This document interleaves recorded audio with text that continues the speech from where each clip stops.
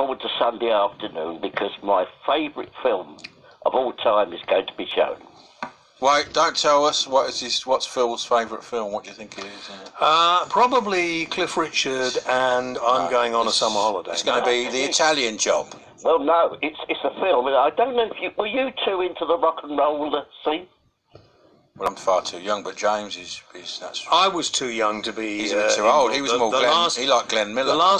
Shall I tell you the first record I ever bought? What was that? Little White Bull by Tommy Steele when I was about 11. Well, this film that's going to be shown is called The Girl Can't Help It. And what was that song? The Girl Can't Help It? Yes, that is it. That's where it comes from. It's an amazing film. Can you sing it better than me or not, Phil? Well, I can't impersonate Little Richard, who did it. But the film is a satire look at rock and roll. It's got an amazing cast. Jane Mansfield and Tom Yule are the two main stars, but supporting it, there's Little Richard, Eddie Cochran, Gene Vincent, the Platters, Fats Domino, and the wonderful, wonderful Julie London. Were you a Jerry Lee Lewis fan, Philip? Oh, I was a Gene Vincent fan. I used to sing Bebop Balloona at holiday camps. Did you go? Because they all used to play over Let me hear you do. Let me hear you do Bebop Balloona.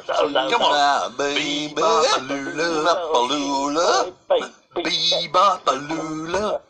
And it is. Don't know the rest of the words, actually. She's my baby. All together now. Bebop. That's it, isn't it? And so on and so forth. Oh, yeah, Did you ever go to any concerts like Chuck Berry or Well, anything? you talk about that.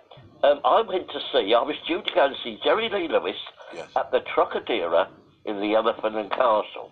Yes. But we all know he had problems with his wife. Yeah.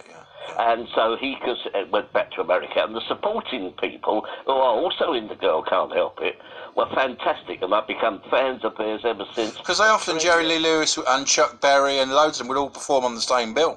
Yes, oh, absolutely. Yeah. I mean, I saw some, what was it, about 20 years ago, went to the Fairfield Halls, I saw my favourite rock and roll singer, Freddie Cannon, Bobby B, Little Eva. Well, he's still going. I mean, Jerry Lee Lewis is still going, isn't he? I mean, he's late 80s. I mean, Little Richard only just died, didn't he, a couple of years ago? I mean, Fats Domino, oh, wow, that man, I wish I'd learned to play the piano.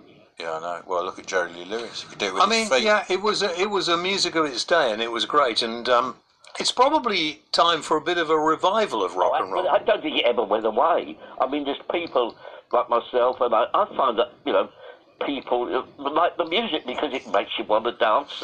Well, it was the first youth music, wasn't it? The first youth movement. That was a teenage. That was when it first happened, wasn't it? It was Buddy Holly and all that. And well, I actually was lucky enough on a radio phone back in the 70s to speak to Bill Haley. Well, yeah, Bill Haley. He's probably and he was coming towards. Yeah, that ridiculous kiss girl, didn't he? Yeah. Did you funny-looking bloke for a pop star, wasn't he? But that was He was on the Will Tappers and Shunters, Bill Haley. Oh, with Bernard Manning. Yeah, and do you know what Colin Crompton said to him? He said, I think you might have combed your hair, he said, before you came on. Which sort of Did he understand that? He wouldn't have got it. Listen, I've got to go for the news. Phil, always good to hear you. Thank you very much indeed. Time is running away with us.